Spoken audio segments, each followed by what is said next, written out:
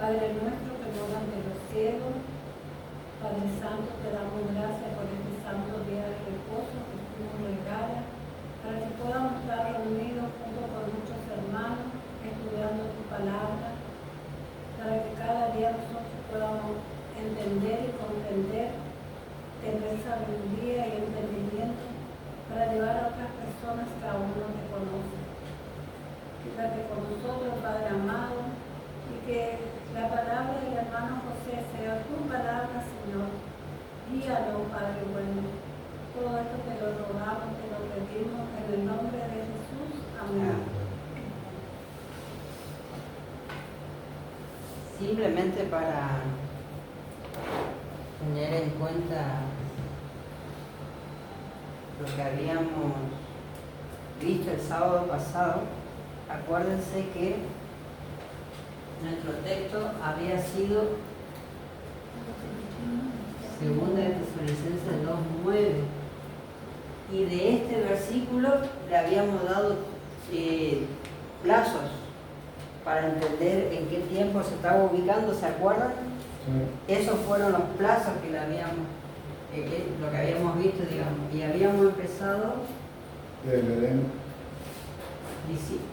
Desde el Edén, pero en realidad, para ubicarnos en el capítulo, habíamos tratado de entender lo que dice el versículo 9 respecto a lo siguiente. Dice el versículo 9, ¿leo? Segunda de Tesalonicenses, capítulo 2, versículo 9.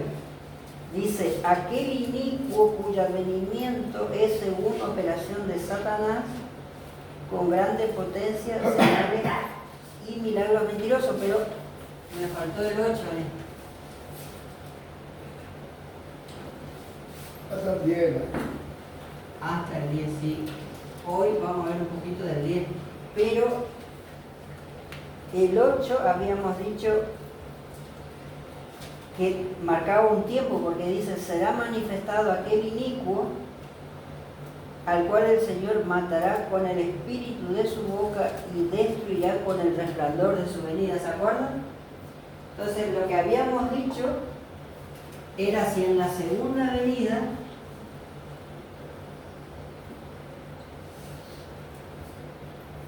dice que ¿a quién va a destruir Jesús? Al inicuo. Dice al inicuo.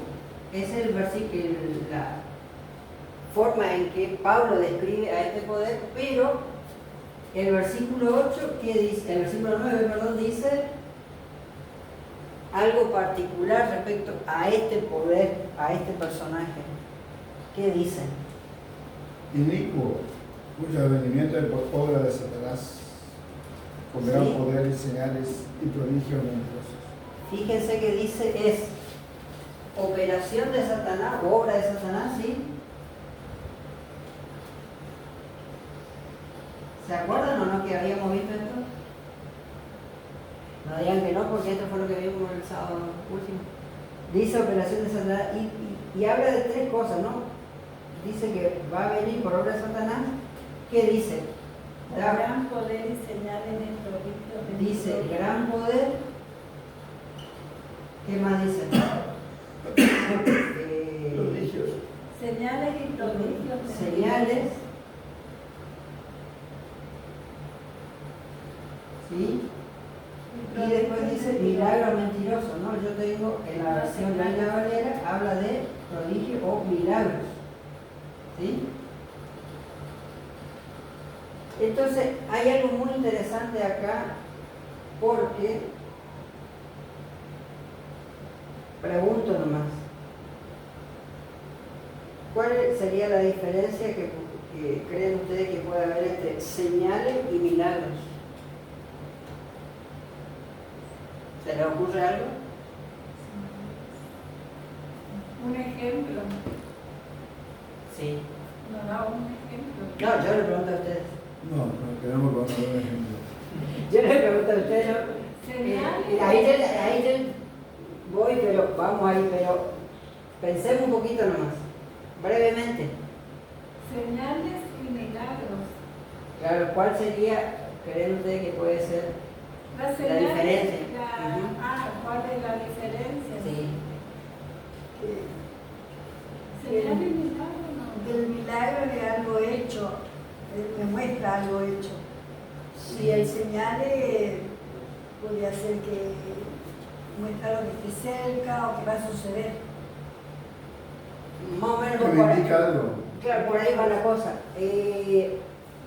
Si uno busca en la Biblia, especialmente en relación a lo que Jesús fue haciendo como Mesías, es muy interesante porque señales indican como manifestaciones que indican veracidad en tanto a... puede ser lo que va a suceder, pero como que es algún tipo de manifestación para dar, de algo que estaba hablando. como para dar veracidad a la fuente de donde viene, digamos. Que acredita lo... Exacto. ¿Se acuerdan cuando a Jesús le tentaban o le querían tentar diciéndole, muéstranos señales o qué señal haces? ¿Se acuerdan ese texto bíblico? Sí. O sea, básicamente lo que le querían tentar y decir era, danos alguna prueba de que vos sos el Mesías. ¿Se entiende? Sí.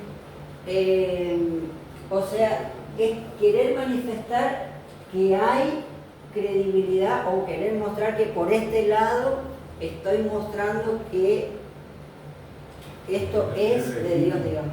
También puede ser un evento. Siempre, O un fenómeno exactamente, meteorológico. que indique, siempre con la intención de acreditar veracidad. O sea, decir, che, esto viene de, porque es una señal. Por ejemplo, pregunto, ¿puede ser una señal, como ejemplo, o para entender mejor, el movimiento dominical que se está viendo en el mundo cada vez más fuerte? De que pronto... Bueno, sí se puede entender en el sentido de que, por ejemplo, Es decir, de la proximidad de la crisis que viene. siempre estamos hablando del significado, ojo, el significado que le da Satanás, no el significado que nosotros le damos. No estoy tomando como ejemplo para poder entenderlo. Entonces, ¿qué pasa? Si tomamos el caso ¿cómo dijiste de? Movimiento dominical. Del movimiento dominical en el sentido de la unión de todas las religiones que cada vez entienden que aparentemente hay que buscar alguna manera de frenar la maldad en el mundo, muchos lo quieren ver sí como señal en el sentido de que Dios está obrando la unidad de su iglesia.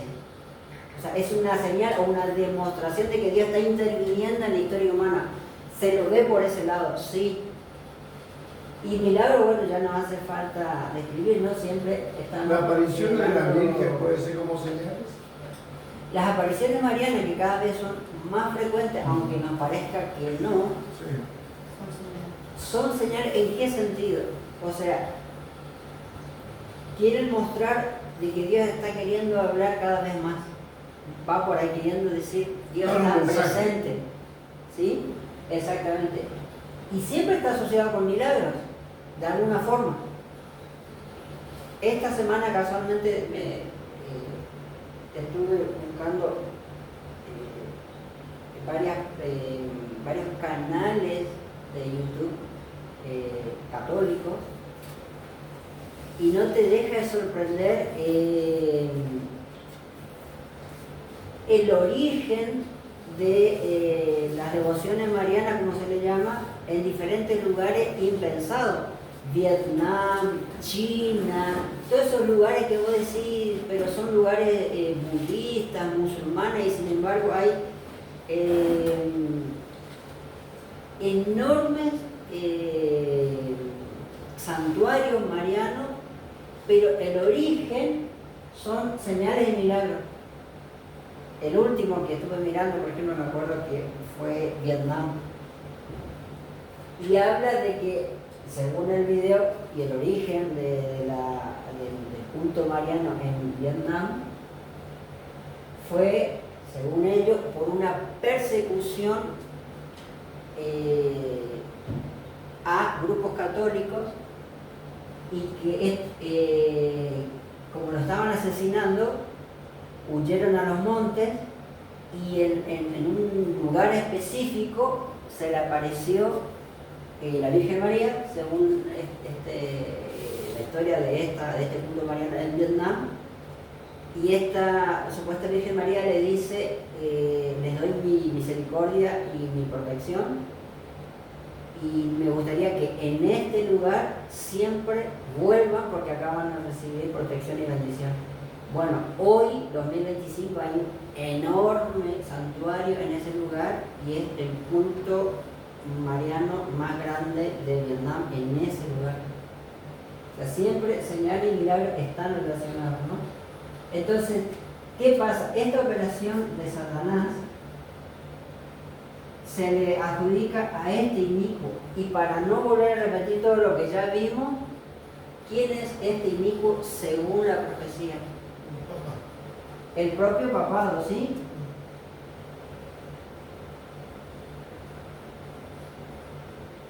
¿Y cómo puede ser que a un poder que se adjudica, ¿no es cierto?, a la única Iglesia de Cristo o representante de Cristo, Pablo lo define por inspiración del Espíritu Santo como una venida directa de Satanás? Ahora, habla de venida, y ahí es muy interesante porque si recordamos, este versículo habla de dos venidas, ¿sí?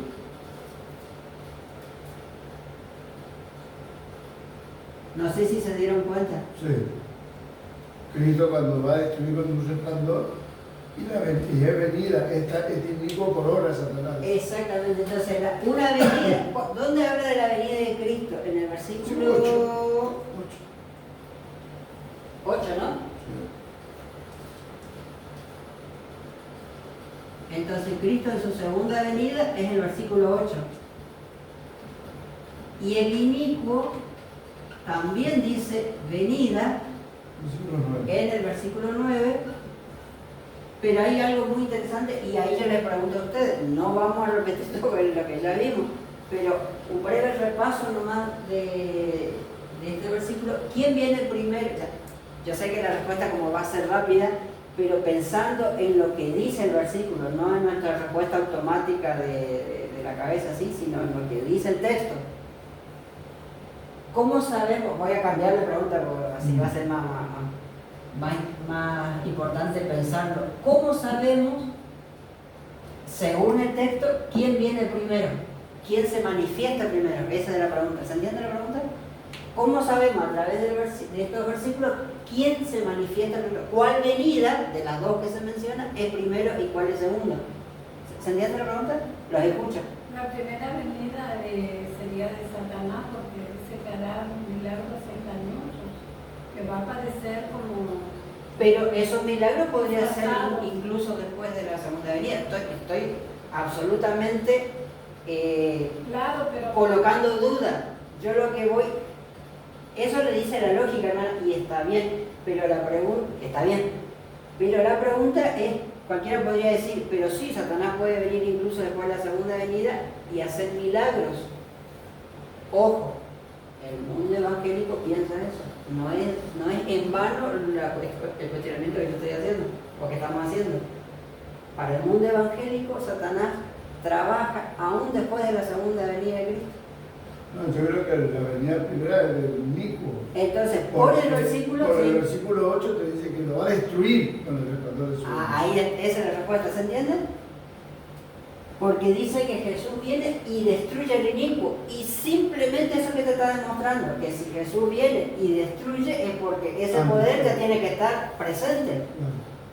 Porque no puede destruir a quien todavía no vino, ¿me explico o no? Entonces, listo. Entonces la primera venida, ¿se entiende, hermano? O sea, está bien, viene antes, pero ¿cómo sabemos por el versículo? Por lo que acabamos de comentar, ¿no? La primera venida es del inicuo, y la segunda venida que se menciona en el versículo es justamente la venida de Jesús en su segunda venida. Ahora, el detalle es que hay que darle fecha en el sentido tiempo, vamos a decir, no fecha, no, tiempo a esta venida, ¿sí?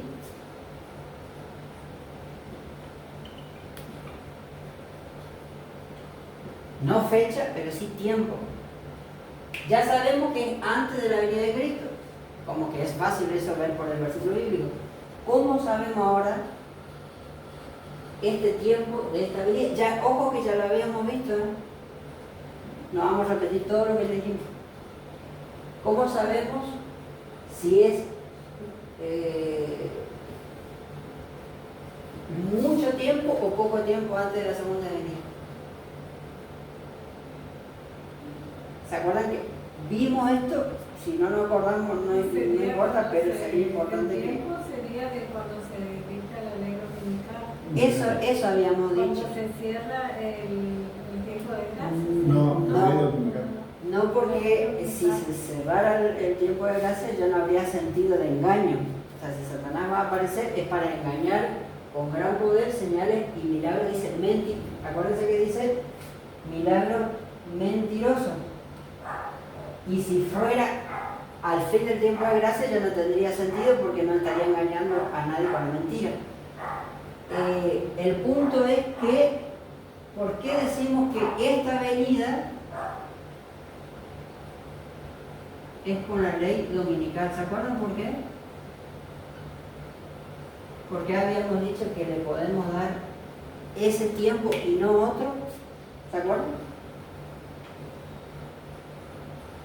¿Por qué? La pregunta es ahora, sí, como adventistas creemos y afirmamos esto, pero ¿por qué? No vamos a ir por Porque ese lado. esa ley provoca persecución. ¿Cómo es?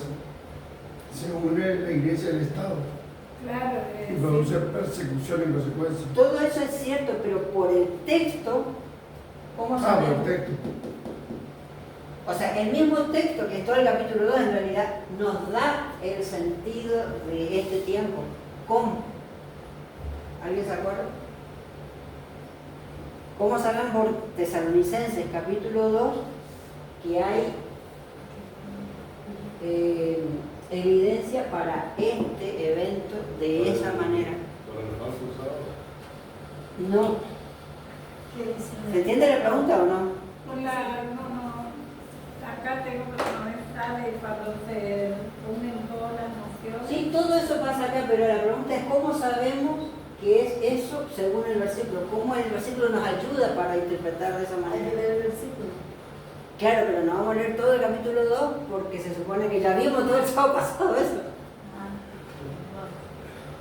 Pero no lo escribimos. No nos vamos a juntar nunca más porque se olvidan de todo lo El que... mismo punto Sí. de venimiento es por obra de Satanás, Sí. con gran poder y señales Sí. prodigios, mentirosos. Sí. Pero no se queden en ese versículo, es todo el capítulo. Bueno, para no repetir, lo decimos rápido, porque eso vimos el sábado pasado. Tesalonicense habla de dos tiempos. Habla de dos venidas, pero también habla de dos tiempos. ¿De dos tiempos de quién? De Vinico. Claro. Después del Imperio Romano Exactamente. y después de la ley dominical. No vamos a estudiar todo el capítulo porque se supone que como adventistas el séptimo día deberíamos tener de memoria la comprensión de este capítulo, ¿sí?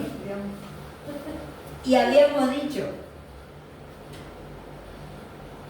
que existió un primer tiempo y va a existir un segundo tiempo, ¿sí? Del papado. Eso está en el capítulo.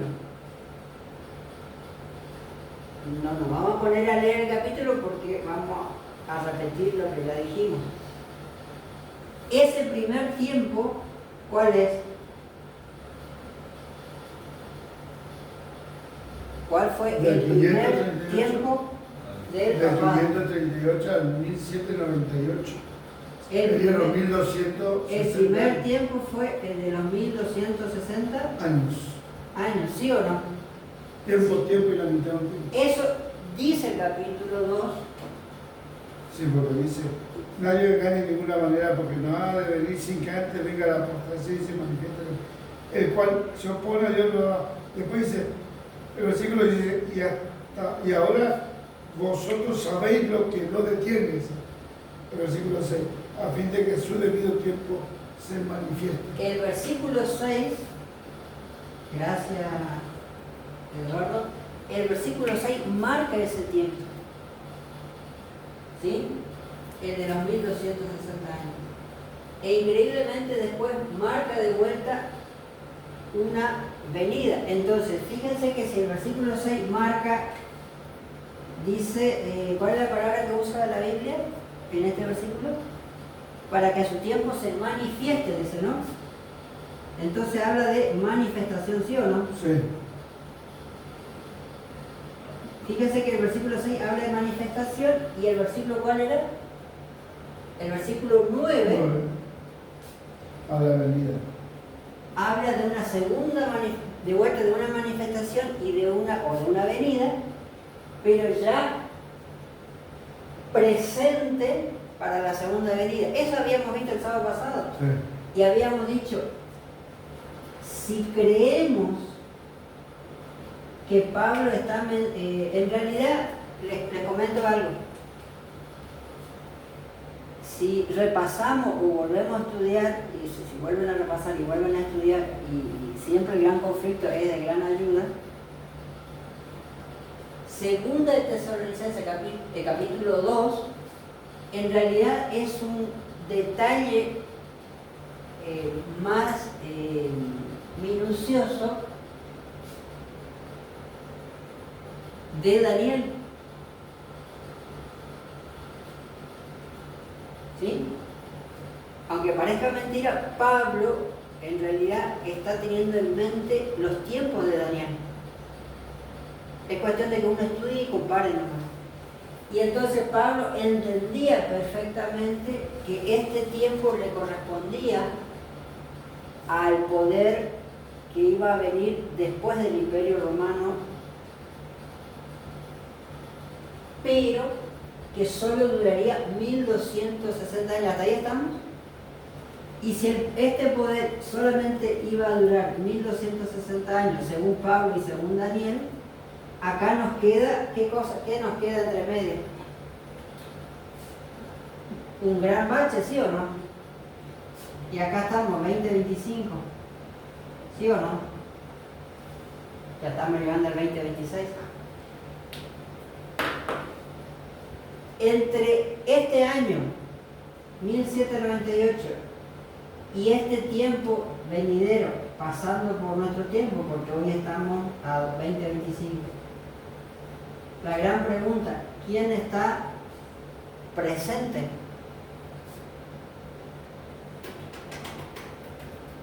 El punto es, vamos de vuelta, ¿quién está presente de acá a acá?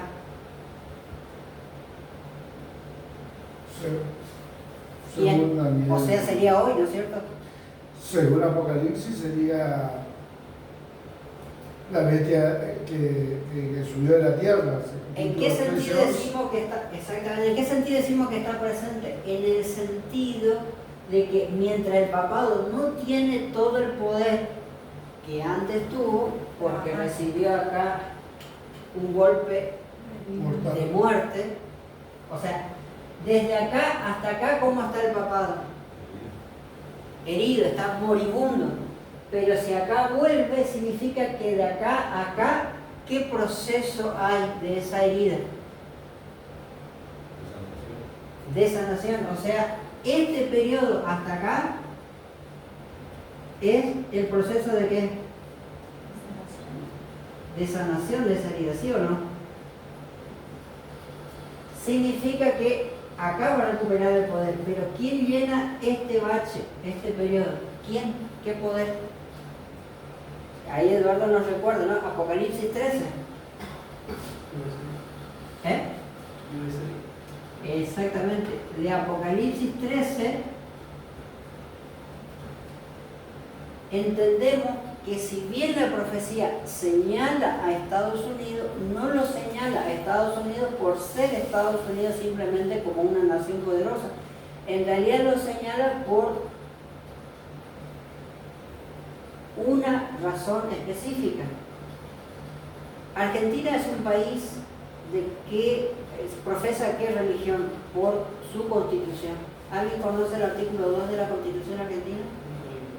Argentina ¿Qué dice sostiene, ahí está, ¿qué dice el artículo? adopta y sostiene el culto católico apostólico romano, y si no te hace cargo, Eso dice el artículo 2 de la Constitución de la Argentina.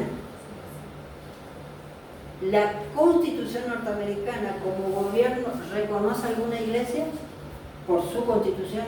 Pregunta. No lo sé. No lo sé. ¿Alguien sabe? pero no tiene una En realidad, definición. no solamente no reconoce una iglesia en particular o una religión en particular, sino que la Constitución dice que jamás por Constitución Estados Unidos va a reconocer ninguna iglesia, ni cristiana, ni atea, ni católica, ni musulmana, ni budista, ni hinduista, ni shintoísta, ni ninguna. ¿Por qué? Porque por Constitución Estados Unidos dice que Iglesia y Estado deben estar separados.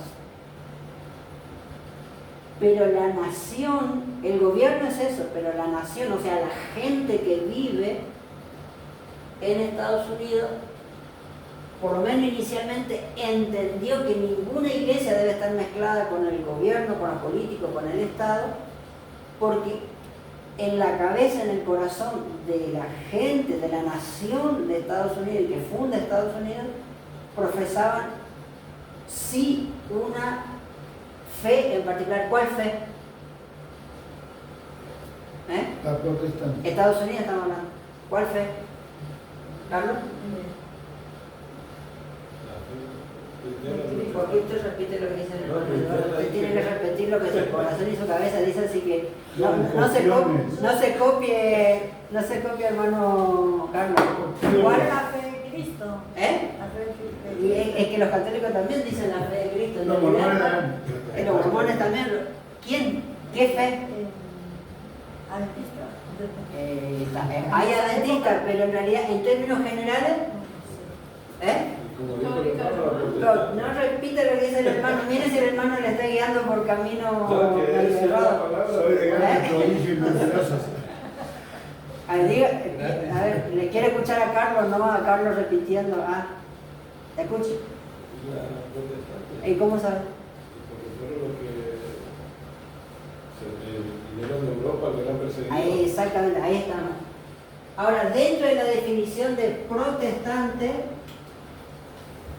que es muy general o no, Sí. ¿ustedes conocen alguna iglesia que pasando por la calle dice iglesia protestante? Puede ser que haya, pero no existe una iglesia que se llame protestante. Es una definición. ¿Y cuál es el concepto? ¿Por qué es protestante? ¿Alguien se acuerda? Conflicto de los siglos, le digo nomás por si acaso, el capítulo, pero no lo vamos a leer. Nunca me acuerdo si es el 11 o el 15, acá lo tengo. Es debido El a 11. debido a la protesta de los príncipes en 1529 ¿cómo se llama la ciudad? Se me olvidó el nombre. En Alemania sí, pero Fue en Alemania, Spira. en Spira, supongo que era un pueblito chiquito o una ciudad chica, lo que sea, en Alemania en ese año 1500. Es muy interesante ese capítulo, bueno, todo el conflicto de los siglos, pero este capítulo marca el inicio en el año 1529, fíjense que es antes de 1700, ¿sí? Y define algo muy interesante que no lo vamos a repasar ahora, pero ¿por qué? Básicamente son protestantes. Porque protestan, tan sencillo como la palabra protestar, pero la protesta en Alemania ¿Cuál era para ese tiempo? Surgen los protestantes, pero ¿por qué se llaman o se llamaron, en esa época por lo menos, protestantes? ¿Protestaban contra qué? Contra el emperador por la imposición de una religión que querían adoptar una libremente, en ese caso la luterana. Me tiento a leer, ¿leo o no leo? Leo. Total, si aclara mejor. Lea a su lado. De paso, les doy un dato. Sí, sí. Si no sabemos lo que significa la protesta, jamás vamos a entender lo que es la ley dominical.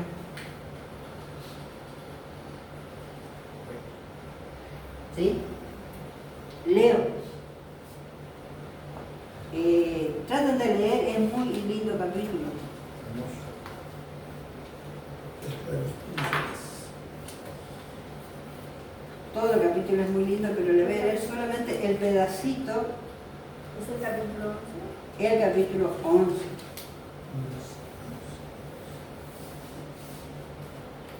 Y se llamaron protestantes solamente por dos cosas. Vamos a tratar de ser hiper resumido, pero son, de vuelta, no son 3, no son 4, no son 5, no es 1, son 2. ¿Sí? Principios básicos y centrales. Decime qué página. Página 216, ya que estamos. Es todo el capítulo, ¿no es cierto? Pero en la 216 está el concepto. Leo. Por favor. Dice, acuérdense que como dijo el hermano Eduardo, se juntaron muchos príncipes, o sea, sí, digamos presidentes, o sea, jefes de Estado de la época, no de Alemania, sino se juntaron en Alemania y firmaron un documento como gobernantes. Fíjense que eran, si queremos traer un poquito de esta época, eran políticos definiendo que la política no tenía nada que ver con la fe. O sea, el propio político tenía su propia fe diciendo que ninguna situación debe habilitar que la propia política se mezcle con la fe, ¿se entiende? Cuando vos decís se cierra la puerta del lugar santo, significa que ahí se cierra la puerta pues ya no hay nada más que hacer en ese compartimiento. Se terminó la obra que Cristo hacía ahí y se cierra porque se abre la otra puerta para entrar a otro compartimiento porque ahí se empieza una nueva obra. Sí, Me parece sentido. y el punto hay que aclarar es el siguiente, porque a veces yo la otra vez comentábamos con Eduardo, y voy a ser vamos a ser un poco figurativo. Estamos en esta sala, en este comedor, ¿no es cierto? Del otro lado está el patio. Generalmente, no digo en todos, pero en nuestra mente por ahí uno entiende, si Jesús estaba en este espacio, y uno dice, entró en el lugar santísimo, uno se imagina. No digo que todos pensemos así, pero puede suceder que alguno piense, o siempre pensó, que se abre esta puerta, Jesús pasa al Santísimo, y es una sola puerta y comunica ambos lugares, como que los dos lugares están abiertos. ¿Se entiende?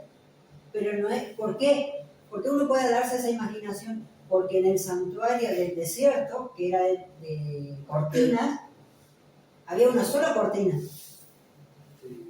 que dividía los dos lugares. Pero en el santuario hecho de piedras ya no era así. ¿Se entiende? Y el santuario celestial, el verdadero, menos todavía. ¿Se entiende? Lo que realmente dice la Biblia y dice Hebreos es que el lugar santo estaba abierto, se cerró, se puso llave y en la eternidad se va a abrir más, nunca, jamás. Y Jesús va a una segunda puerta, que es la puerta de entrada en realidad al lugar santísimo, y esa se abre y es la única que queda abierta. No sé si se entiende que es lo que Eduardo está queriendo aclarar. No es que ambos departamentos quedan abiertos y ahora no funciona solo un lugar, sino funciona dos lugares. Falso. Eso es lo que me cree hacer. No sé si se entiende la aclaración. ¿Se entiende Sí. el sentido o no? Sí, claro. Yo escuché muchas veces, hermano, que también en psicología, cuando Jesús pasa al lugar santísimo, hay muchos que no le siguieron ni se quedaron en el santo y hay como no seguían. Pero no te escucho, ¿cómo? Creyendo que Cristo, que está todavía en el lugar santo, muchos que no le siguieron a Jesús, o sea, después del gran saco, quedaron en ese compartimiento, creyendo que Jesús está todavía ahí, Bueno, comandando. ese es el problema, que en realidad tenemos todo Levítico, todo Hebreo y toda la Biblia, si queremos, para comprobar esa realidad. A ver, vamos a dar un ejemplo, si alguien me ayuda, a ver, Eduardo por ahí me ayuda, pero pensemos lo siguiente. Voy a dar un ejemplo extremadamente, no sé si sería la palabra burdo o exagerado, ¿sí? Voy a dar un ejemplo completamente exagerado, pero para que se entienda. ¿Jesús todavía está colgado en la cruz? No. ¿Por qué? Porque murió, fue sepultado. Porque cumplió ese proceso, fue sepultado y resucitó, ¿sí o no? Vamos a otra pregunta. ¿Jesús todavía está caminando con sus discípulos después de haber resucitado hoy? No, porque creemos que Jesús ascendió, ¿sí o no? ¿Se entiende el punto? Si yo quiero buscar a Jesús hoy, 2025, tengo que comprarme un boleto de avión con la aerolínea argentina, ir a Jerusalén y encontrarlo a Jesús clavado en el Monte Calvario, ¿sí o no? No, porque estoy dando un ejemplo exagerado, ¿sí? Estamos dando un ejemplo bien exagerado. ¿Por qué no? Porque ese proceso, ese evento, ya, ¿qué cosa? Se cumplió. O sea, no voy a encontrar a Cristo ahí, porque no está ahí. Pero supongamos, ayúdenme, yo por H o por B creo firmemente y no le hago caso a nadie. Yo digo, yo sé que si me compro un boleto con Aerolínea Argentina y viajo a Jerusalén, yo estoy convencido de que lo voy a encontrar a Jesús clavado en la cruz. Y viajo, hago el viaje y voy. Y oh casualidad, de repente encuentro un hombre clavado en una cruz. Y le empiezo a hablar, y ese hombre clavado que no termina de morir todavía me habla, y yo digo, me encontré con Jesús. ¿Puede suceder o no una locura como esa? Bueno, aunque parezca una locura, hace más de 1000 años que está ocurriendo esa locura. Porque el catolicismo, ¿a dónde lo tiene a Jesús? En la cruz. En un crucifijo. ¿Sí o no? Pregunta, ¿la Iglesia Católica lo ha bajado a Cristo de la cruz, sí o no? No. Lo tiene ahí bien aferrado y bien pegadito a la cruz, ¿sí o no? Es verdad que el catolicismo va y viene, ¿no es cierto?, con todos sus engaños, pero se entiende el punto, ¿no es cierto? Esta misma situación, llevémoslo ahora al detalle, y lo dice muy específicamente la hermana Juan, la iglesia judía. Cristo ya murió, ya resucitó, ya ascendió, y siguieron buscando al Mesías. ¿A dónde? No, porque no aceptaron las cosas. Tampoco. Vamos de vuelta. ¿Cómo lo entendí? Vamos de vuelta. La iglesia judía, Cristo ya vino, hizo todo lo que hizo, murió, resucitó y ascendió. Y los discípulos ya empezaron a predicar, pero la iglesia judía siguió, vamos a ver, siguió buscando al Mesías. ¿A dónde? Los sacrificios. Exacto. Siguió haciendo sacrificio porque pensaba que ahí iba a encontrar, o seguían buscando o esperando a quién, al Mesías. Pero el Mesías ya había llegado, ya se había ido. la iglesia judía lo seguía buscando en los sacrificios. ¿Hasta cuándo? Hasta que se quedaron sin templo. Y si queremos, todavía lo sigue esperando y buscando, ¿sí o no? Pregunta. La iglesia judía, hoy, así y ahí, donde está buscando a Jesús, ¿lo va a encontrar algún día? Jamás. Porque ya vino. Ahora vamos al punto de lo que estamos diciendo.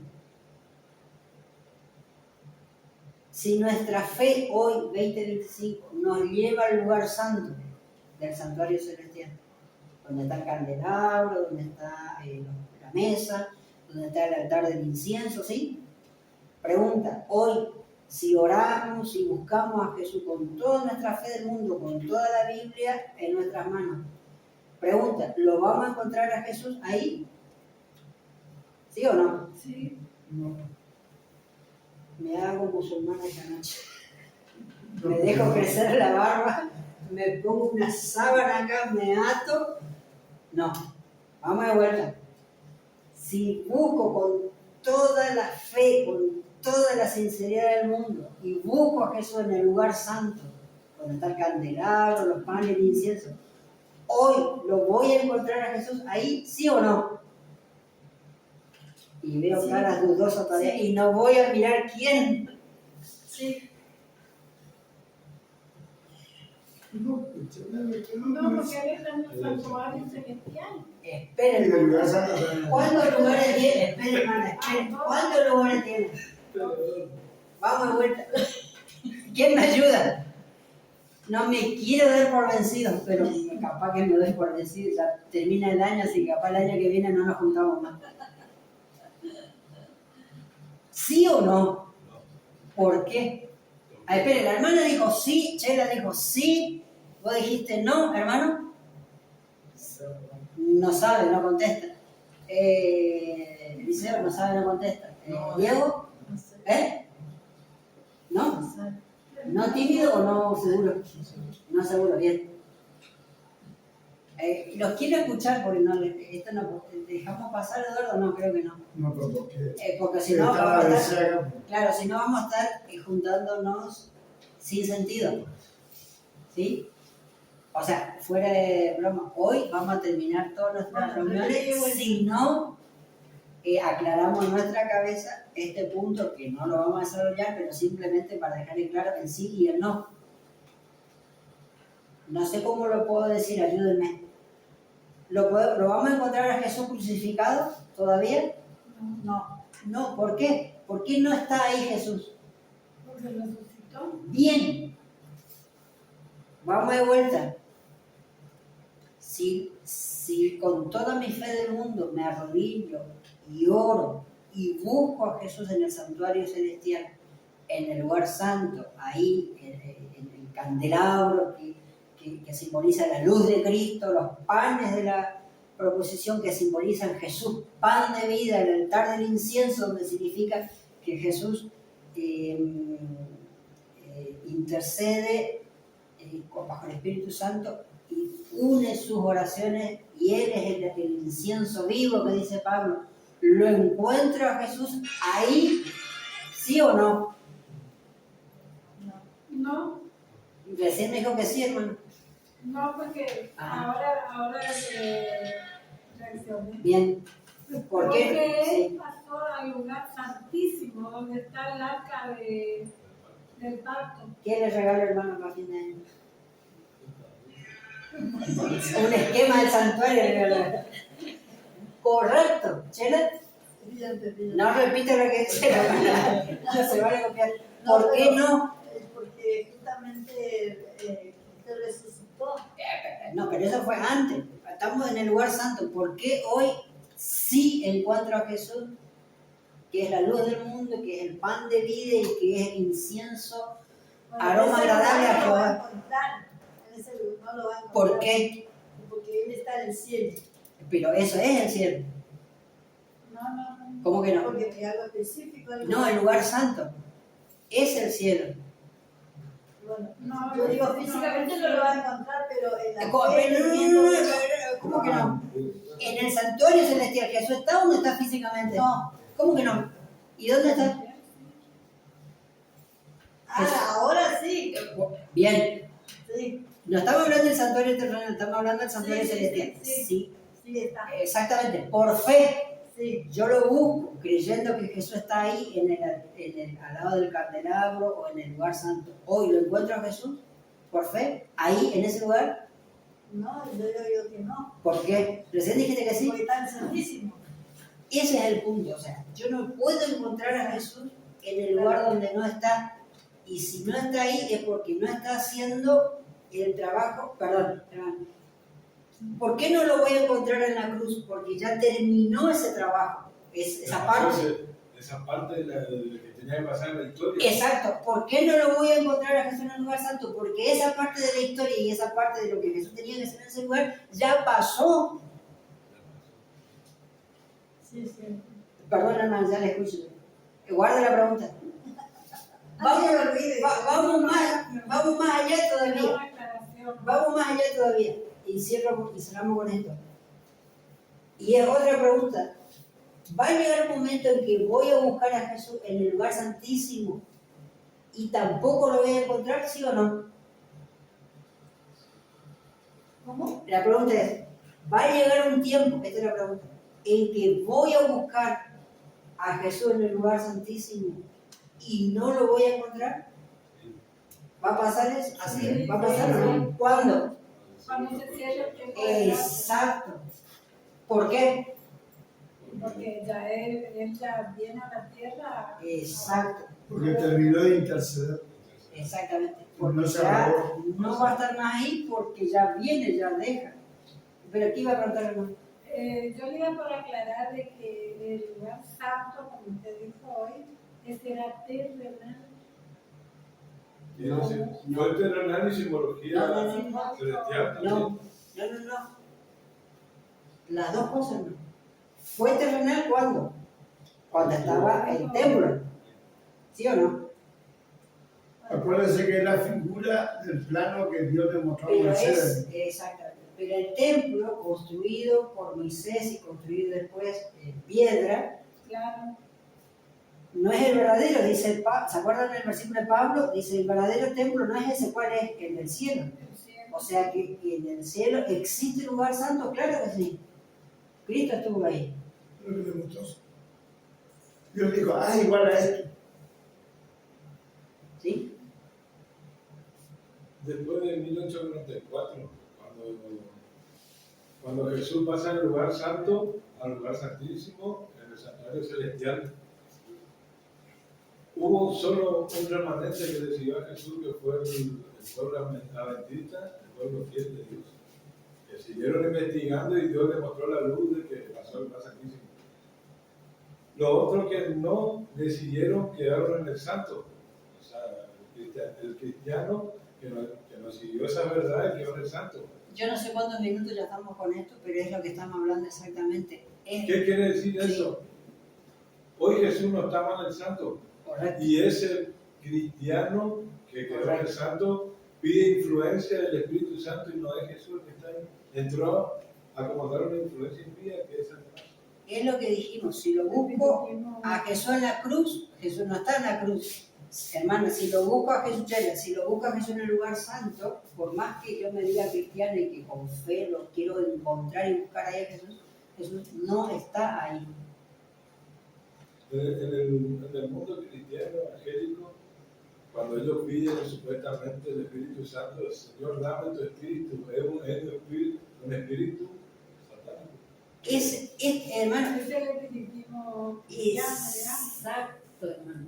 Eso es lo que nos convoca este sábado y estos sábados hasta completar el templo. ¿Se acuerdan que habíamos dudado si arrancábamos con el santuario o arrancábamos con el espiritismo? ¿Se acuerdan o no? Que habíamos dicho con cuál arrancamos. Arrancamos con este tema y se dan cuenta que siempre va a ir tocando el tema del santuario. Eduardo no me va a dejar mentir acá, pero nos estamos aventurando y animando a arrancar con este tema sin estudiar el tema del santuario, porque, entre comillas, debería ser un tema ya conocido por nosotros. Entonces, casi que a propósito, elegimos este tema para obligarnos a que lo que no tenemos claro del santuario, nos preocupemos por tenerlo claro. Pero iba a decir algo que se me olvidó. Pero por intermedio de usted, nosotros estamos conociendo a estos hermanos porque la iglesia nunca nos lo enseñó. Y En realidad hay que, más que nunca, valorar este libro, ¿no? El conflicto de los siglos. Este es nuestra gran, no es el único, pero es la hermana Huay lo llama, la hermana Huay dice, si quieren buscamos después de esa cita, no hoy, sino para la próxima, por sobre todo lo que ella escribió, ella dice explícitamente que este es el que más valora. Y miren que ella escribió mucho, pero ella dice este por sobre todo, no porque lo otro no significara, sino porque de todo este es el que más brilla, si quieren, lo que es el conflicto, exacto. Iba a decir algo y me olvidé. Bueno, ya me habré de acordar. ¿Alguien se acuerda de lo que me olvidé? ¿Qué es lo que yo estaba por decir? ¿No? No dijiste. Dijiste borro todo y seguimos. Bueno, como el tiempo se nos fue, pero creo que más o menos encuadramos, vamos a darle la última vuelta de rosca con lo siguiente, que era lo que más o menos estaba escrito acá, ¿no? Y vamos, yo voy a leer una cita. Bueno, sigo con la... ahí ya me acordé. Me acordé. Les comento rapidito, pero después ustedes me hacen acordar y me lo reclaman el próximo sábado, ¿sí? Hay un video que vi hace 2 semanas de un pastor adventista y de un ministerio oficial de prédicas en video de España. Estamos hablando de la iglesia adventista, ¿sí? De España. Pastor español. Y es muy corto el video, o sea, menos de 30 minutos, y habla del santuario. ¿Sí? Y hay un detalle que marcadamente es explícito en el video. Incluso lo puedo mandar esta semana en todo caso al grupo y ustedes lo pueden ver. Así que si alguien, si por ahí me estoy olvidando, me lo reclama, ¿sí? Para que de acá al lunes lo esté mandando al grupo. En este video ustedes van a ver, no es que yo les quiera influir para que ustedes vean y dicen, acá está lo que dijo el hermano José, pero ustedes lo van a ver. ¿Por qué no agarrar en ese video, y mandar el video que miremos y el sábado preguntar qué descubrimos? Bueno, listo. No voy a influir esta. Esto es como el voto cantado, ¿no? Que no hay que decir listo. Bueno. No voy a decir qué hay en ese video. Alguien se dé cuenta del error si hay error. Y que alguien, que lo veamos y que se vea si hay algo raro o no hay algo raro. O que si todo está perfecto, ¿sí? Listo. Pero no mande antes de hermano. El viernes. Qué ingratos que son. Voy a hacer una cosa, no voy a mandar. Familia, vamos a cerrar porque me dijeron que hasta las 11:30, hermano. Sí, porque tengo que hacer eso. Porque tienen que almorzar bien. No, tengo que agarrar mi perro. Listo. Vamos a puntualizar algo nomás y es algo muy interesante y para eso vamos a leer una cita. Yo les digo dónde está. El conflicto de los siglos 664.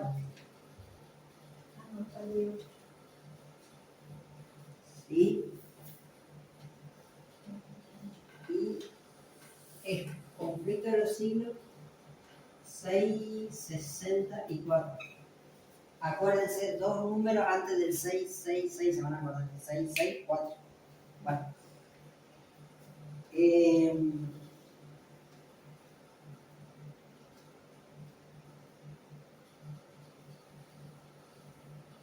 No me voy a tratar a leer todo, voy a leer solo la parte que... Voy a leer un poquito más. Y vamos a ir y cerramos con este detalle. ¿Vieron que hablamos de la protesta? Bien. Leo. Dice, en cada generación Dios envió siervos suyos para reprobar el pecado tanto en el mundo como en la iglesia. ¿Cómo? Dice, en cada generación. O sea, en cada época Dios levantó a alguien para que fuera su mensajero. Pero dice para reprobar, o sea, para protestar, para contrariar, ¿qué cosa? El pecado. ¿Pero dónde? El pecado en el mundo y el pecado en la iglesia.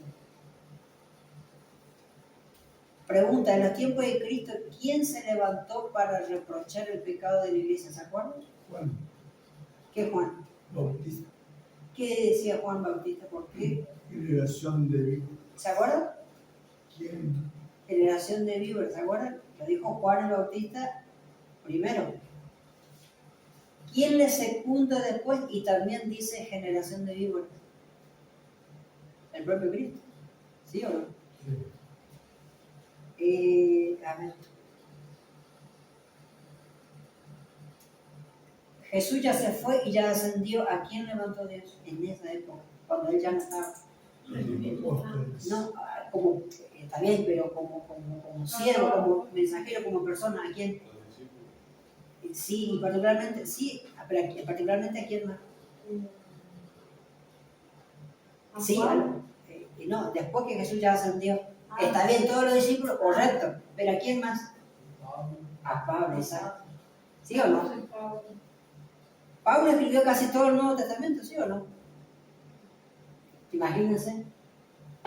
Bien. Leo. ¿Quién es que escribió el Apocalipsis también? Juan. Pero Pablo escribió Hebreo, por ejemplo. ¿Sí? Bien, sigamos. Dice, en cada generación Dios envió siervos suyos para reprobar tanto el pecado del mundo como de la iglesia. Pero los hombres desean que se les digan cosas agradables y no gustan de la verdad clara y pura. O sea, si yo me parara acá y le dijera cosas lindas, no vamos a terminar todos chancho amigos. Y si decimos cosas que son no muy agradables, yo por lo menos corro el riesgo de que ninguno más venga a estas reuniones, ¿sí o no? Y dice entonces, muchos reformadores al principiar su obra resolvieron proceder con gran prudencia al atacar los pecados de la iglesia y de la nación. Acuérdense que es dos cuestiones de la protesta, abuso civil y abuso de la iglesia. Y dice que los reformadores, está hablando de los protestantes, cuando empezaron a trabajar, ¿sí? Lutero y todo lo demás, dice que resolvieron obrar con prudencia cuando tenían que hablar contra la iglesia y contra el Estado. ¿Cómo resolvieron? Dice, hablar suavemente, con prudencia, como que para no herir. ¿Por qué? No es que eran tibios, sino tenían una convicción. ¿Cuál? Según ella. Esperaban que mediante el ejemplo de una vida cristiana y pura llevarían de nuevo al pueblo a las doctrinas de la Biblia. ¿Cómo? No, dice, no hay que ir de frente. Hay que dar buen ejemplo. Individual, personal. No hay que juzgar a la iglesia, no hay que juzgar a la nación, hay que dar un buen ejemplo, y entonces con el buen ejemplo la gente va a volver a Dios. ¿Se entiende? Esa era la mentalidad. Y entonces hay un pero. La hermana Fay dice pero. O sea, todo lindo, pero. ¿Cuál era el pero? Pero el Espíritu de Dios vino sobre ellos, como había venido sobre Elías impeliéndole, o sea, empujándole a censurar los pecados de un rey malvado y de un pueblo apóstata. No pudieron dejar de proclamar las declaraciones terminantes de la Biblia que habían titubeado en presentar. Se vieron forzados a declarar diligentemente la verdad y señalar los peligros que amenazaban a las almas. Sin temer las consecuencias, pronunciaron las palabras que el Señor les ponía en la boca y el pueblo se veía empujado a oír la amonestación. A ver, primero eran tibios, prudentes, dudaban, no vamos a ser tan duros. Y dice que vino el Espíritu Santo sobre ellos y les empujó a decir las cosas sin dudar, sin titubear, con absoluta claridad y censurando explícitamente los pecados de la nación y los pecados de la iglesia, sin callar, como Elías. ¿De quién está hablando? De los reformadores protestantes, pero ellos ya murieron. Estamos a hoy, 2025. Entonces la hermana White dice, así también será proclamado el mensaje del tercer ángel. ¿Cómo? ¿Cómo tenemos que proclamar la verdad adventista hoy? En realidad desde el 22 de octubre de 1844, pero estamos a 2025. ¿Cómo tenemos que predicar? ¿Con tibieza, con cautela, con cuidado o frontalmente, sin medir las consecuencias, según Dios indique? Yo creería que hay que... ¿Con miedito o con firmeza? Con firmeza, hay que decir la verdad. Y fíjense que dice algo muy interesante. Cuando llegue el tiempo de hacerlo con el mayor poder, o sea, el pueblo de Dios, dice el Señor, obrará por conductos de humildes instrumentos, y esta parte está interesante, dirigiendo el espíritu de los que se consagran a su servicio. Los obreros serán calificados más bien por la unción de su espíritu que por la educación en institutos de enseñanza. A ver, ¿qué dice la hermana White? Dios le muestra a la hermana White que cuando se tenga que alzar la voz con más firmeza del mensaje del tercer ángel, dice que no lo van a predicar profesores de Biblia y pastores educados en universidades, en institutos de enseñanza. ¿Quiénes, dice, van a ser los más capacitados? Los que se entreguen a la dirección del Espíritu Santo, no los que tengan un título en una universidad. No porque los que tengan título en la universidad no puedan hacerlo, sino porque dice que no es requisito. no es exactamente, gracias. Y ahora el punto termina con, dice, habrá hombres de fe y de oración. Eso es lo que hace falta. No un título en la facultad, sino, dice, hombres de fe y de oración que sentirán empujados a declarar con santo entusiasmo la palabra que Dios les inspire. Y entonces termina la cita que nos interesa diciendo, los pecados de Babilonia serán denunciados. Los resultados funestos y espantosos de la imposición de la observancia de la Iglesia por la autoridad civil serán denunciados. Y termina con algo muy interesante. Dice, las invasiones del espiritismo serán denunciadas. Los progresos secretos pero rápidos del poder papal, todo será desenmascarado. ¿Por quién? Por el pueblo de fe y de oración que sin medir las consecuencias predique el mensaje del tercer ángel, guiado con el espíritu de Elías, guiado con el verdadero espíritu que los reformadores protestantes tuvieron en relación a los dos abusos. O sea, el verdadero protestantismo todavía no mostró su última cara. ¿Quiénes van a mostrar la última cara con todo poder y dirección del Espíritu Santo del protestantismo? ¿quiénes van a mostrar la última cara del protestantismo? ¿Quiénes? Nosotros.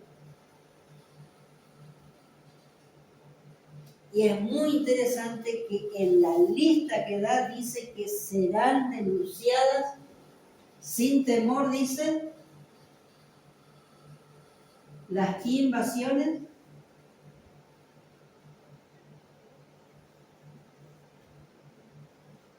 del espiritismo.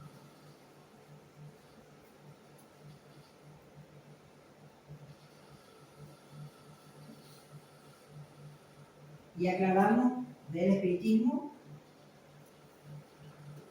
moderno, ¿no? Dice que serán denunciados sin temor. Las invasiones. ¿Por qué será que se le llama invasiones? Las invasiones cuando van a ser muchos. Cerramos diciendo que estas invasiones son las que están descritas en el versículo 10 de Tesalonicenses.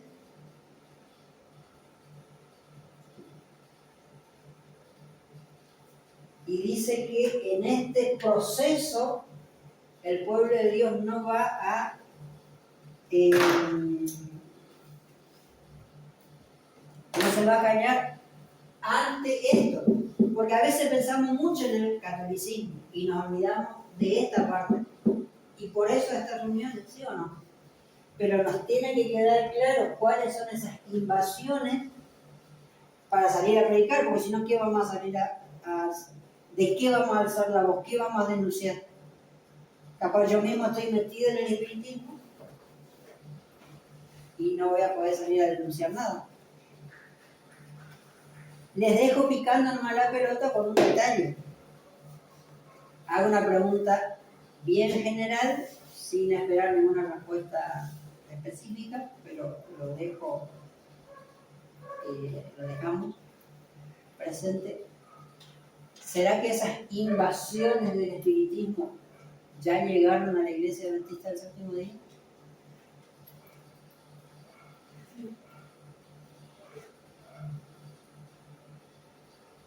¿Sí o no? Sí. Vamos a hablar mucho de este libro. ¿Sí? Es un libro 100% adventista, 100% publicado por Editorial Adventista, 100% publicado por Casa Editora de Buenos Aires, pero es un libro mundial, no es un libro de Buenos Aires, no es un libro de Argentina, es un libro mundial. Escrito por un pastor adventista. Pero hay algo muy interesante cuando hablan del espiritismo. Vamos a ir viendo cómo estas invasiones del espiritismo no son cosas ni futuras ni presentes en la Iglesia Adventista. Ya es un tema pasado. Pasado no que murió, sino pasado que empezó. Y que ya estamos en el proceso como pueblo de Dios, tristemente. Pero volvemos al punto. Si la verdad, versículo 10, si la verdad no es preciosa y clara para mí, es difícil yo pueda ser instrumento de Dios para terminar la obra del verdadero protestantismo. ¿Sí? Así que Dios nos bendiga para que le tomemos en serio todo esto, para que en definitiva la bendición sea en todo sentido, primero para uno y primero para que nos pueda escuchar. ¿Sí o no? Amén.